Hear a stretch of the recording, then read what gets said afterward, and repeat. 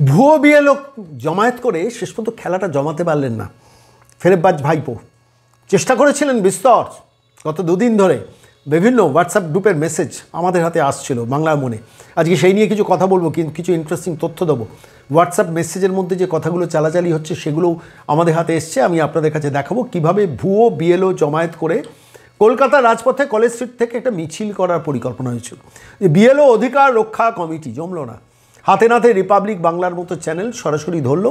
যাদের প্রশ্ন করা হলো তারা আদতেই বিএলও নন, অথচ বিএলও সাজিয়ে তাদের কলকাতার রাজপথে নিয়ে আসা হয়েছিল এবং তাদের মিছিলে হাঁটিয়ে তাদের দিয়ে স্লোগান শাউটিং করে নির্বাচন কমিশনের বিরুদ্ধে একটা জনমত তৈরি করার চেষ্টা করেছিল ক্যামাক স্ট্রিট। কিন্তু ক্যামাক স্ট্রিটের এই পরিকল্পনাটা ফ্লপ করলো, ফেল করলো।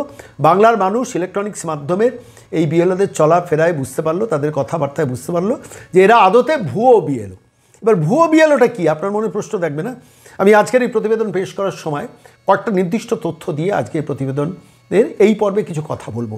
প্রথম কথা হচ্ছে জাতীয় নির্বাচন কমিশনের এসআইআরের কাজ ডিজিটালাইজেশন প্রায় 50% আশেপাশে কমপ্লিট হয়ে গেছে। অর্থাৎ যত ফর্ম জমা পড়েছে তার 50% ফর্ম ইতিমধ্যে ডিজিটালাইজড হয়ে গেছে। মমতা বন্দ্যোপাধ্যায়, অভিষেক বন্দ্যোপাধ্যায় চেষ্টা করেও আটকাতে পারছেন না এখনও পর্যন্ত যা সিচুয়েশন। বিস্তর চেষ্টা করছেন, জল ঘোলা প্রচুর করছেন।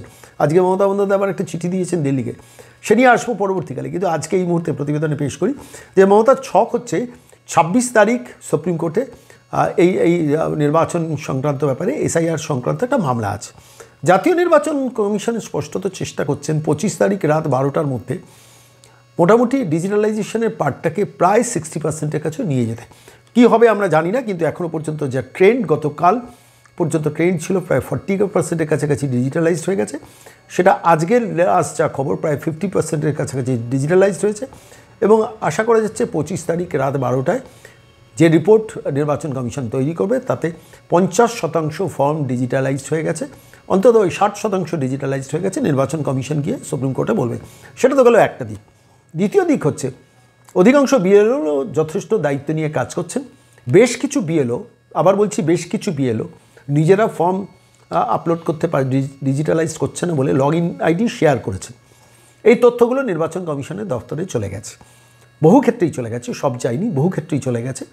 তাদের নিকট লোকজন, বিডিও অফিসে বসা লোকজন, পুরসভার বসা লোকজন এবং সরকারি প্রশাসনিক দপ্তরে কাজ করা বহু লোকজন, তারা কিন্তু নির্দিষ্ট জায়গায় খবর পৌঁছে দিচ্ছেন এবং সরাসরি নির্বাচন কমিশনের দপ্তরে পৌঁছে দিচ্ছেন। এই বিএলও তার লগ ইন আইডি শেয়ার করেছেন, করে অমুকে দিয়ে এন্ট্রি করিয়েছেন, কন্ট্রাকচুয়াল কর্মীকে দিয়ে এন্ট্রি করিয়েছেন, যেটি গঠিত অপরাধ। এবং নির্বাচন কমিশন কিন্তু এইসব বিএলওর বিরুদ্ধে স্ট্রংগেস্ট অ্যাকশন নিতে চলেছে।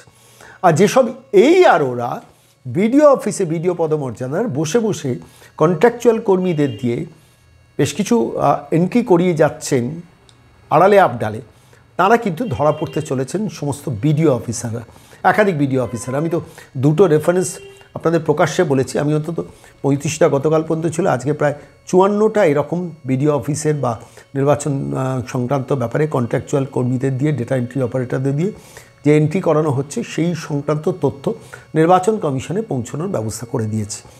এবং খুব সাইলেন্টলি এই অপারেশনটা করতে হচ্ছে যে ওরা যে জালিয়াতিটা করছে, কারণ নির্বাচন কমিশন পরিষ্কারভাবে বলে দিয়েছে যে কোনোভাবে কন্ট্রাকচুয়াল কর্মী, কোনোভাবে বিএসকে কর্মীদের দিয়ে এই ডেটা এন্ট্রি অপারেশন করানো যাবে না। এবং আমার নিজের ধারণা নির্দিষ্ট একটি ভোট ম্যানিপুলেটিং সংস্থা তারা বিভিন্ন কন্ট্রাকচুয়াল কর্মীদের ঢুকিয়ে দিচ্ছে।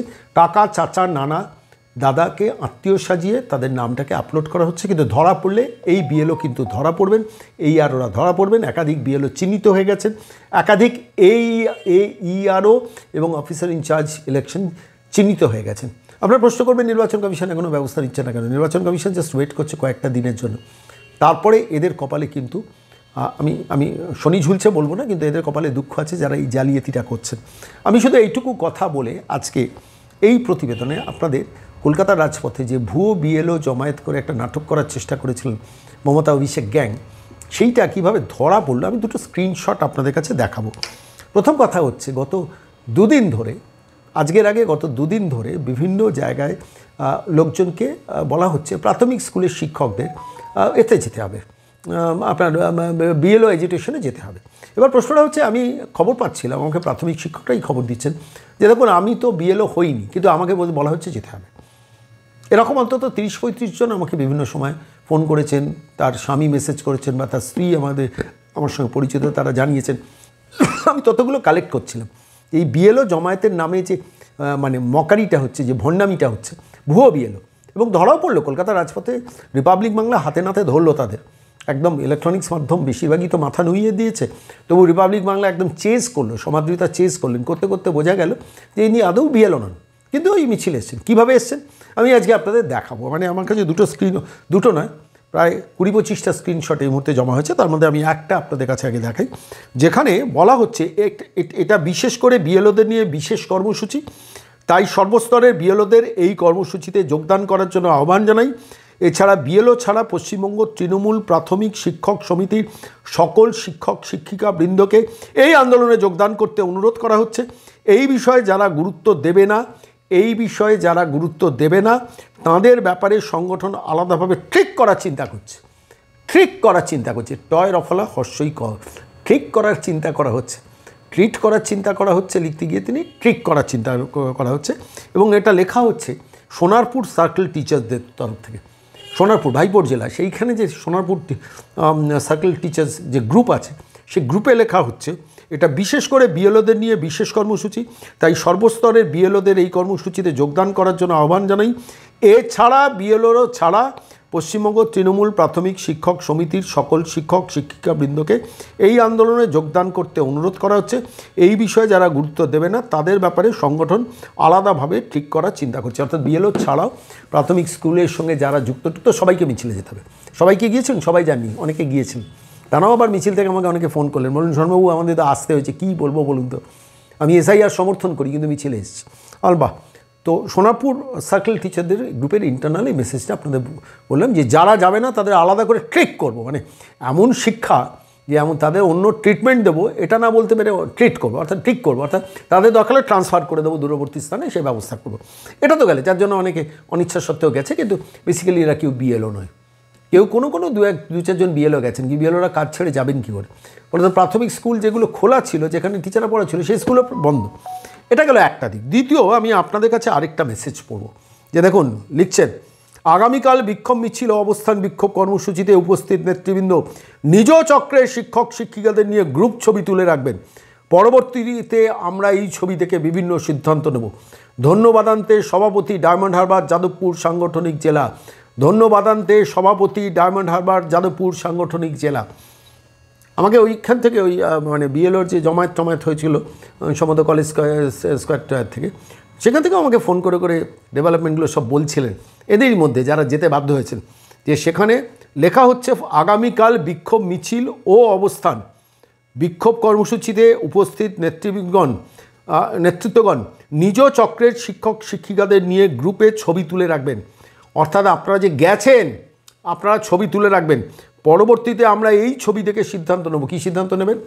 অর্থাৎ এই ছবিতে যারা আছেন তাদের ব্যাপারে সদয় হব, স্কুল না করলেও অ্যাটেন্ডেন্স হবে, আর এই ছবিতে যারা নেই তাদের ব্যাপারে ট্রিট করবো, অর্থাৎ তাদের ট্রান্সফার করে দেওয়ার ব্যবস্থা করবো। তাই তো আমি ভাবছিলাম যে খোকাবাবু, ক্যামাক স্ট্রিটের খোকাকে বলছি, একটু বুঝে সুঝে এই ফ্লপ শোগুলো করুন।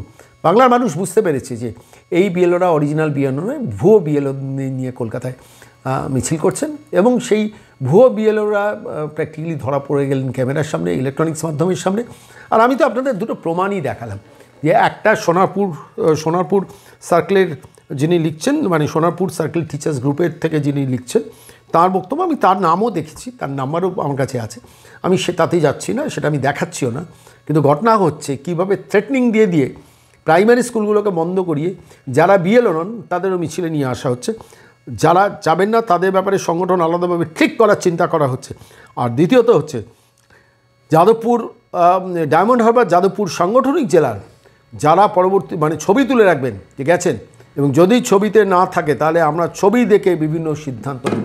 যে কোথায় নামবেন মমতা অভিষেক গ্যাং, আপনারা কোথায় নামবেন?